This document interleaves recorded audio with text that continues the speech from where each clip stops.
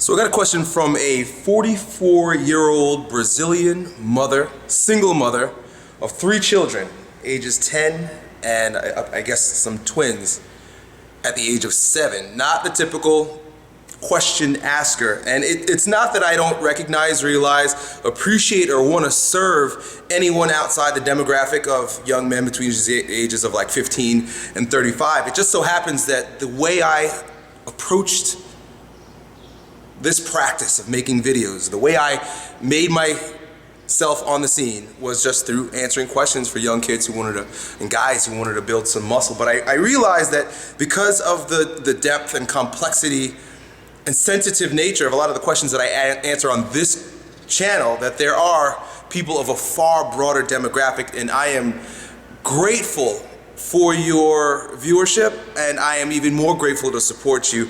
And Gracie was one of our friends who just made mention on my Facebook wall, Grace, that she would love some support, and that there are a lot of older women that are in dire straits, situations that are very grievous, that they would be grateful to gain a little perspective on from, you know, the unique ideas that I tend to afford through these videos. Now, Grace her situation is not unique. It's quite typical. She's middle-aged. She's a single mother to children that are approaching teenagehood, and she feels lost, depressed. There's no joy in her life. There's no satisfaction in the jobs that she used to once enjoy. There's no love in her life. She used to be creative and dreamed big and had all these aspirations, and life has just weighed heavily on her. And she's in a place where there is debt, destitute, and depression. There's not much good going on in her life, and she's overweight, she's sick, sad, depressed, and doesn't know how to regain that spark, that vitality for what life has to offer once again. And it seems as if when you have to pay bills and you've got children yelling in your ear and you don't have the support of someone to help you, and you've got work to do, and there's no room for yourself, there's no time for yourself, there's no time for creativity, much less time for personal development. So before I offer you a bit of a solution or ideas that might support you, I want to go back to a high school, I think I was in 10th grade biology, a lesson that I learned about cellular division. If you look at the world around us, the biological world around us, I'm talking mainly plants and animals, we are all a product, an expression of cellular division. Watch the way a baby grows in the womb, watch the way a seed, a tiny seed that's inserted into the earth, develops into a mighty oak. It's this process of single cells enduring the pressures of the environment, either intrinsically or extrinsically, and then evolving into more complex organisms, organ systems and organisms, right? You would also call this, over the long stretch of humanity or life on Earth, you'd call this evolution. But each individual organism and organ system goes through its own evolution. Like I said, it's most obvious if you look at the development of a child in utero. It starts out as 2 cells that come together, and then they start to develop into bundles of cells, and then into cell systems and organ systems, and then the organism, it grows, boom, boom, boom, boom, boom, pop, pop, pop, pop, pop. If you remember the stages of cellular development when you were in biology, it started, the way I remembered it was IPMAT. It started with interphase, prophase, metaphase, anaphase, telophase. I believe that's what it was. And that's basically where you've got one cell. Right? This is how all of life, this is why it's so important what I'm about to share with you. This is how all of life as we know it evolves in a microcosm. Each one of us, we evolve this way. Start out with a single cell, and then within that cell, there is a period of catharsis. Right? There's a time when the cell is just, it's cool, it's fine, it's by itself, it's one fucking cell, who cares, but it's cool. But eventually, it's going to respond to the intrinsic, which is inside, and extrinsic forces of life happening through it. That's very important to consider, that life is happening through us. Life is happening through these cells such that it creates a disruption within the organ. within the cell. All of our cells are individual lives that are going through this all the time, right? The way that looks, if you pull up on YouTube a video of cellular division, you'll notice that there is a constriction or a depression of the chromosomes and chromatins, all the different weird named elements within the nucleus. There's a depression or a tightening up of it, right? And then there's this period of catharsis where it starts to shake, and then it starts to divide into two separate parts of itself. So basically all of the DNA, for a lack of really better understanding, starts to separate, and you get two equal halves within the same organs, within the same cell. And then those two bits of DNA begin to literally tear apart from inside. It starts to tear apart the cell until it becomes, boom, two cells, right? So basically, the intrinsic and extrinsic pressures that are going on create so much stress within the organism that it breaks down and reorganizes at a higher level. Now there are two, right? They're sister cells, they call them. Now there are two. Two can handle the stress better than one. And then it happens again, and then there are four. And then there are 8, and then there are 16. And then as it continues to expand, it grows into like a heart, and it grows into a stomach, or it grows into the branch of a tree, a bud, into a branch, right? And this shit is just going on, boom, boom, boom, boom, boom. The whole world is constantly doing this, pop, pop, pop, pop, pop, pop, pop, growing. We are a product of tiny little cells within each one of our organs, organ systems, and the organism. This is happening in us, and it's happening through us. See, a lot of times we like to think that life is happening to us, right? And that type of resistance, because it's merely a story that we tell ourselves. That type of resistance that is associated with life is happening to me and I've got to fight against it, doesn't allow the peaceful evolution of the human being or the allowance of becoming a stronger version of yourself. And that's where stress comes from.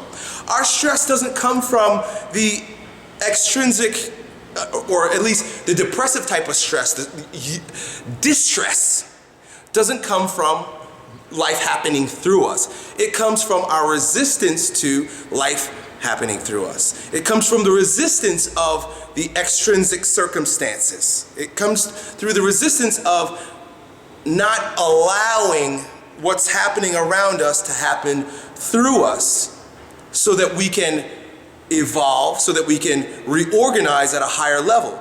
This is a situation where becoming the strongest version of yourself is not something you do. It's something you allow. Easier said than done, and I totally get this, I understand. That basically it sounds like Elliot saying, well, my children are disrespecting me, I have bills to pay, I have jobs that need to get done, I want to be creative, I had big dreams, they cannot happen any longer because the circumstances are such that my time is limited. What the fuck are you talking about, Elliot? Why are you telling me about cellular division and allowing life to happen through me? The reason why I'm saying that is because one of the biggest forms of resistance against cellular division, evolution, personal growth, becoming the strongest version of yourself, is letting go of the version of yourself that is on its way out. We're constantly changing. The world around us is constantly changing. This tree that I'm looking at outside is growing. It's constantly changing. It's never the same from season to season. And you are not the same from season to season. The thing is that the environment is changing, right? God, the universe, nature is changing. The people around you are changing. And you've got to keep up with the demands of the new environment. Your children are older now. Your husband has left you. You have more bills to pay. But you are just not strong enough yet to handle all of that. The ability to handle all that stuff is there. There's an ability that you totally have the ability to do it, but the resistance against the growth that's associated with reorganizing at a higher level in order to handle all that shit is not being allowed to happen. right? Again, easier said than done. What do I do, Elliot?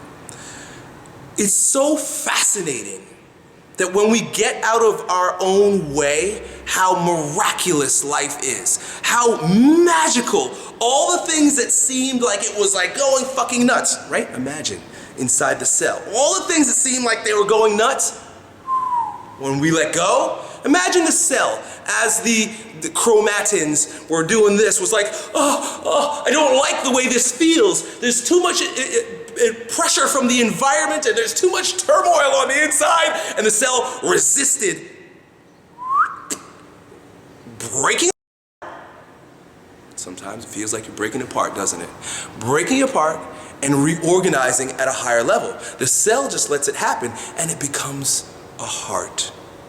We resist it and we become fucked up and depressed and stressed to the grave. We've got to allow it to happen. We've got to become a higher version of ourselves, a stronger version of ourselves. We have to reorganize at a higher level when the environment is asking us to. That means letting go of the grace that got you to where grace is right now. Whatever grace got you into the situation that you're in right now was great, because that's where you belong.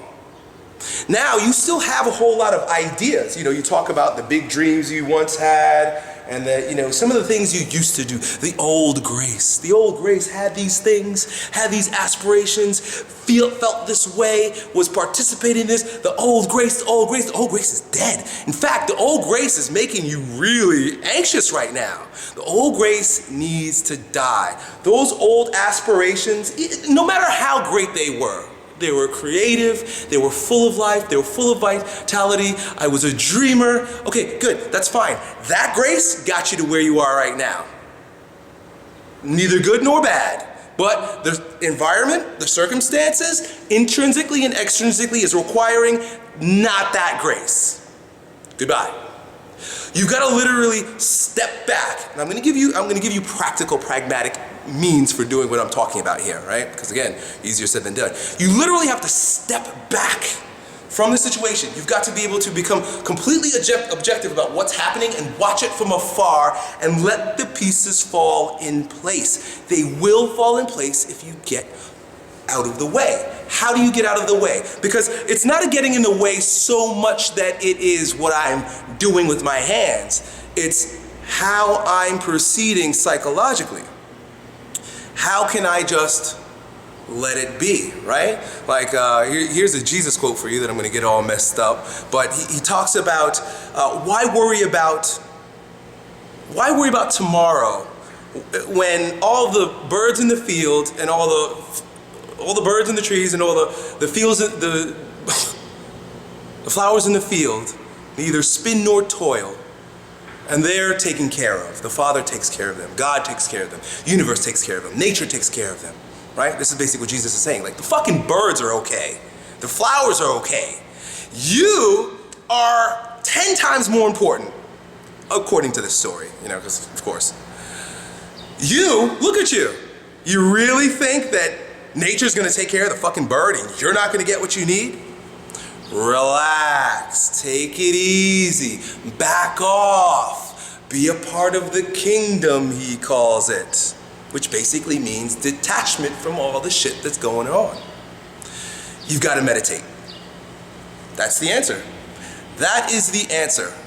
I say breathe into your balls, I say shake and vibrate, I say bioenergetics, I say yell, scream, catharsis. Really, they're all means to relaxing the muscular tension in the body so that you can let go. You will know you've let go when the muscular tension is gone, and when you can literally sit back and proceed or watch from a place of peaceful observance as the world is happening around you. And because you're not so emotionally entangled with everything that's going on, your negative energy will not be influencing those around you nearly as much. You mentioned your daughter giving you a lot of beef, a lot of problems. She is an energetic expression of what's happening inside you.